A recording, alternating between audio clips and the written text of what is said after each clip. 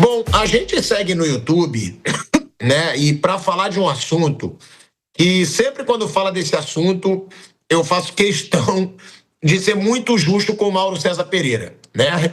Porque o Botafogo passa por maus bocados. E quando o Botafogo estava brilhando com Almada, Luiz Henrique, Igor Jesus, o Mauro ele fazia questão de falar: é o começo de uma SAF. O Textor já está fazendo besteira lá no Lyon. Será que o Botafogo vai conseguir, né, se manter nesse patamar por tanto tempo ou se vai quebrar? Eu mesmo, na época, e aí eu assumo, eu dizia: sim, Mauro, só que o Botafogo ele já ia quebrar antes.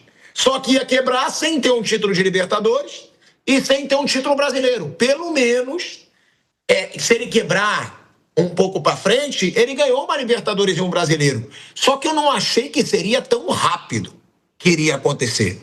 É bizarro. O Botafogo foi campeão de Libertadores e brasileiro há 2 anos.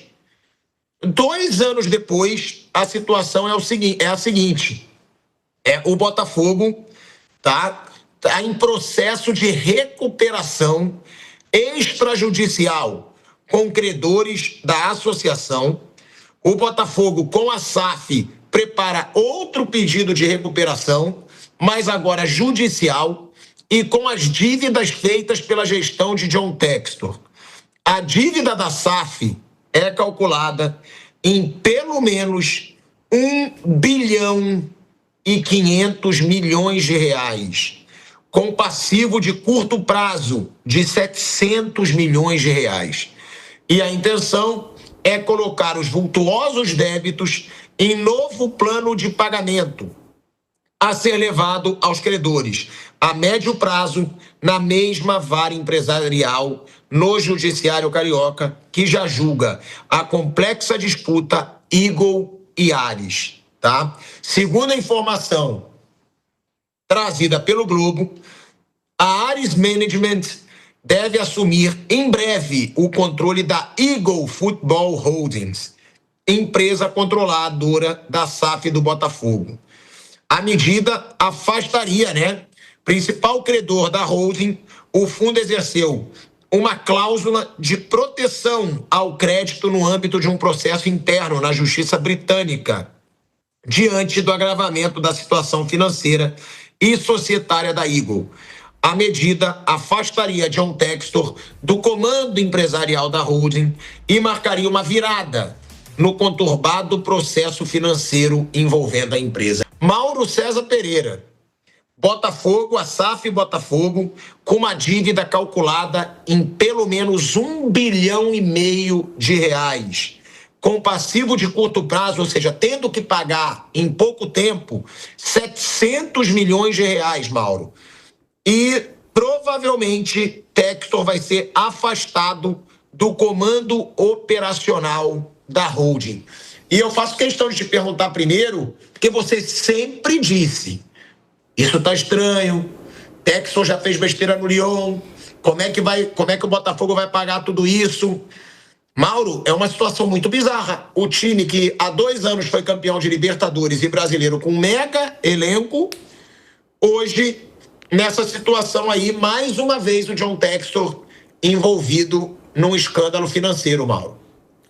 Quem leu as matérias de Lúcio de Castro publicadas desde 2024 já não fica surpreso com isso, né? Por exemplo, é muito fácil fazer um raciocínio sobre isso. Quanto custou o elenco do Botafogo, né?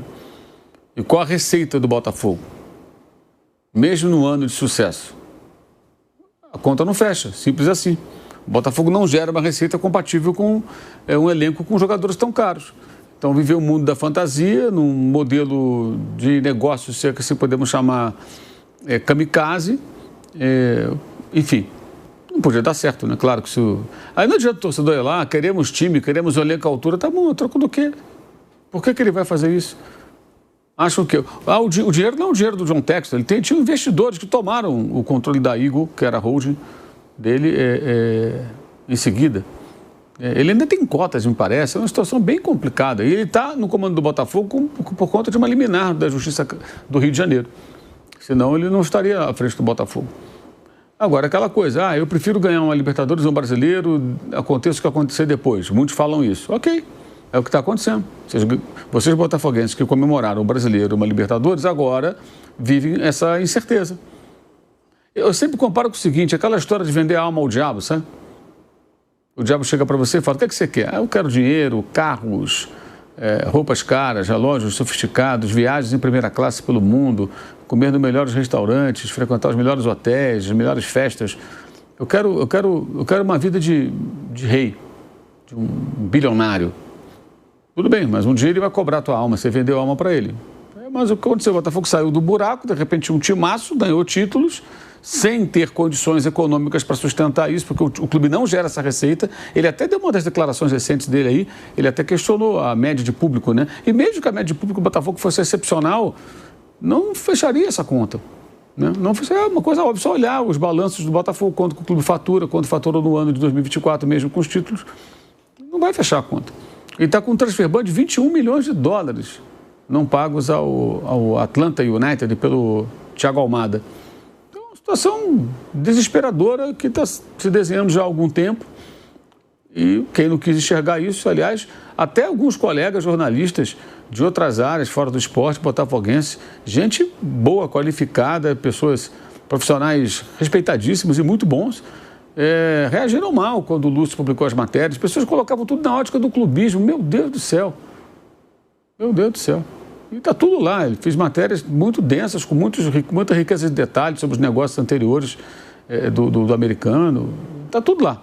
Então, quem leu não se surpreendeu. Quem ficou vivendo no mundo de Nárnia, na fantasia, está agora com os olhos arregalados quando o desfecho é algo absolutamente previsível. Se é que dá para chamar de desfecho, né? Não temos desfecho.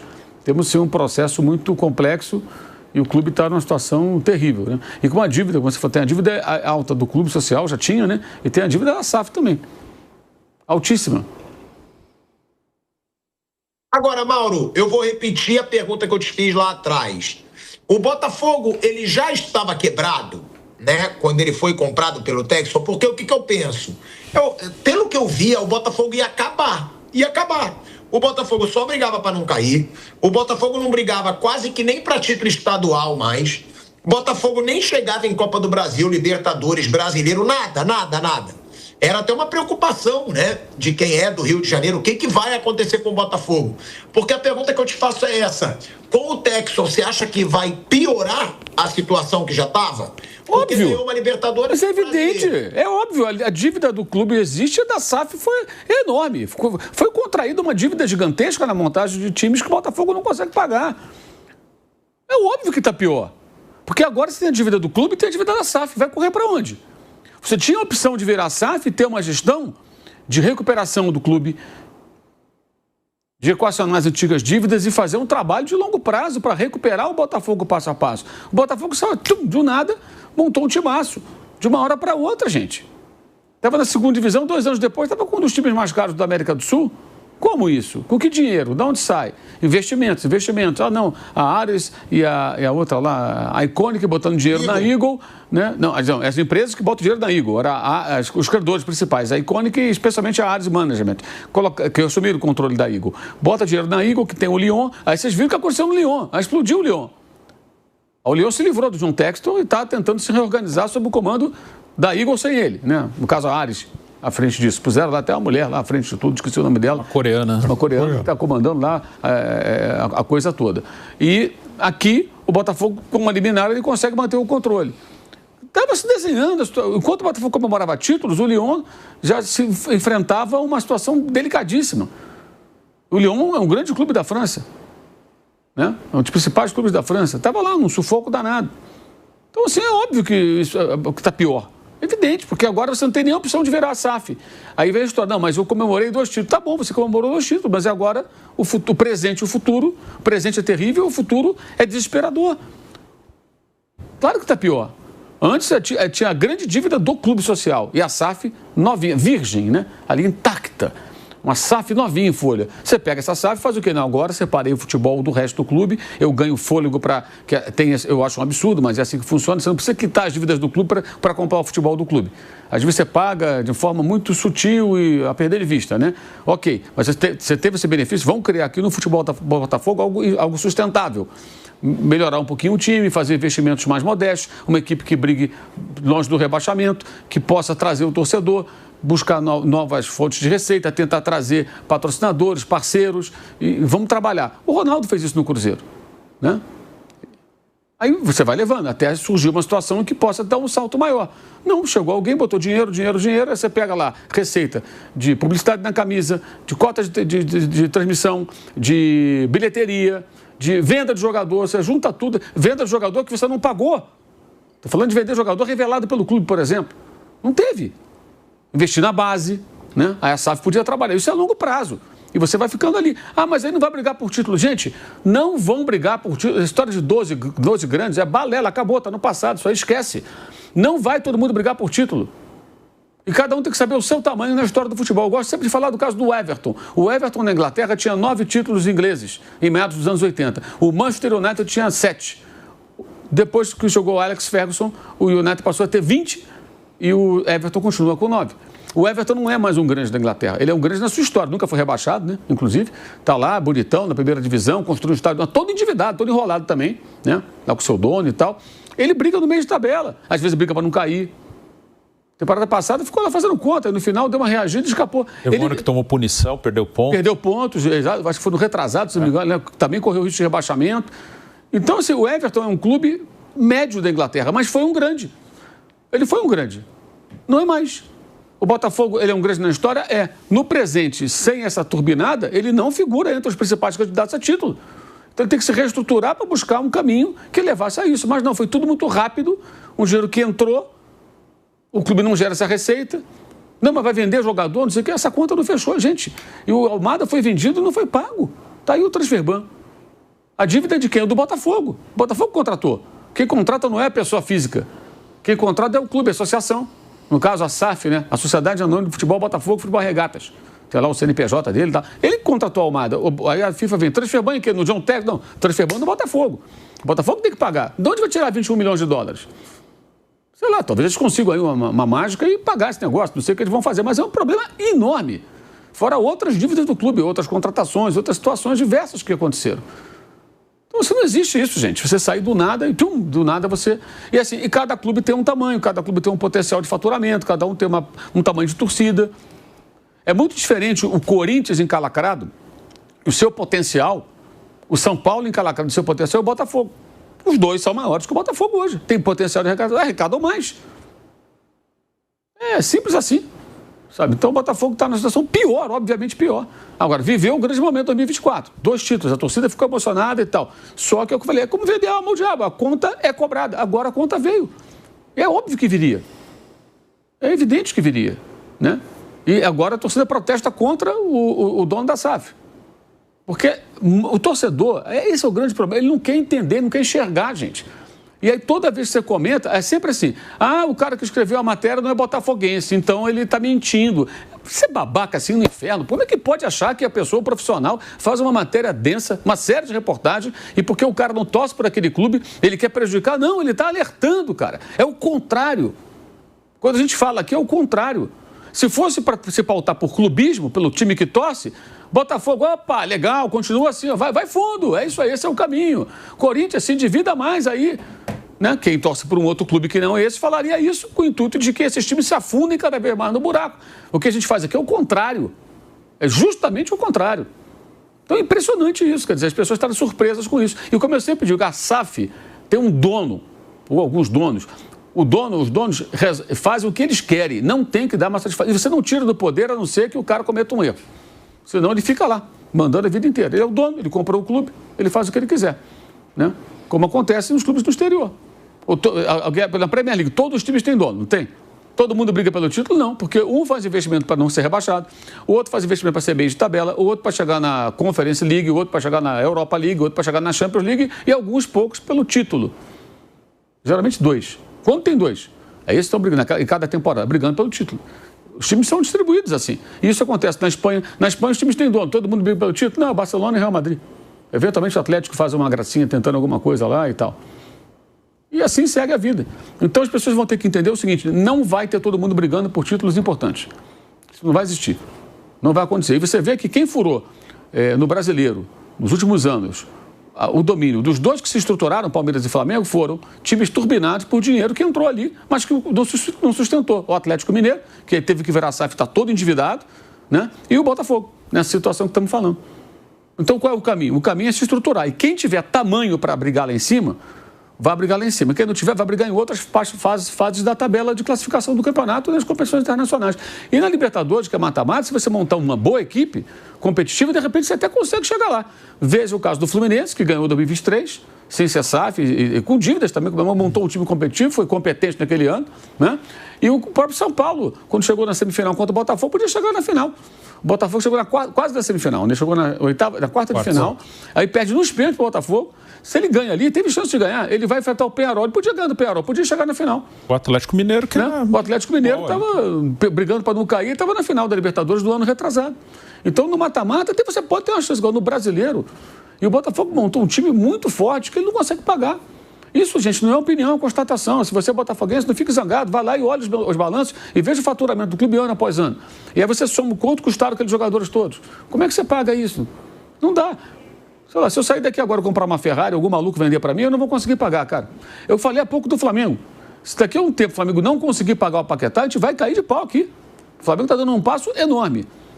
Tem controle disso? Consegue pagar? Ok, beleza. Tem crédito? Tem. Eles não fizeram nenhuma bobagem nos últimos 12 anos, né? O Flamengo não atrasa salário desde 2012, no final de 2012. Então está tudo certo. Agora, se amanhã surgir qualquer dificuldade de pagamento na contratação do Paquetá, claro que a gente vai criticar. Evidente que sim. Porque tem que dar o passo do tamanho da perna. E o Botafogo, com pernas alheias, deu passos muito maiores, só que essas pernas foram embora, o pepino fica para o clube. A situação é muito pior, Thiago. É muito pior. É desesperador. Eu falo isso com meus amigos botafoguenses direto aqui no WhatsApp. Sempre alertando. Agora está caindo a ficha. De todos eles, tem um só que me parece consciente, que sempre teve medo disso tudo.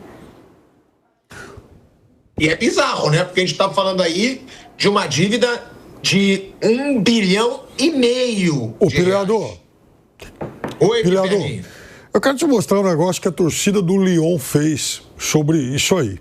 Ontem teve lá uma Assembleia Geral e a torcida do Lyon, na véspera, lançou um manifesto intitulado Fora Textor. Acho que o Kaique já tem aí a arte. E aí eles estavam dizendo, então, que a Assembleia Geral que vai acontecer hoje, e na condição de acionista, via Eagle, o nosso cowboy de porcaria tem o direito de participar. No entanto, a gente pediria para que ele e a Eagle nunca mais apareçam perto do Lyon. Ele que está muito pressionado por tudo que está acontecendo no Botafogo e também aguardando um processo na Inglaterra contra o fundo de investimento do qual ele faz parte. E aí o pessoal prossegue, enfim, fazendo mil críticas e tal. Enfim, o Kaique, não sei se tem a arte aí. Mas, enfim, de qualquer forma, é um modelo que não deu certo lá na Inglaterra, não deu certo no Lyon e, obviamente, não daria certo no Botafogo. Espalha a dívida e espalha problemas com grana e por onde passa. E vocês veem solução, né, para isso? Vocês veem solução para o pagamento dessa dívida? Porque agora a Ares deve tomar, mas é uma dívida muito alta.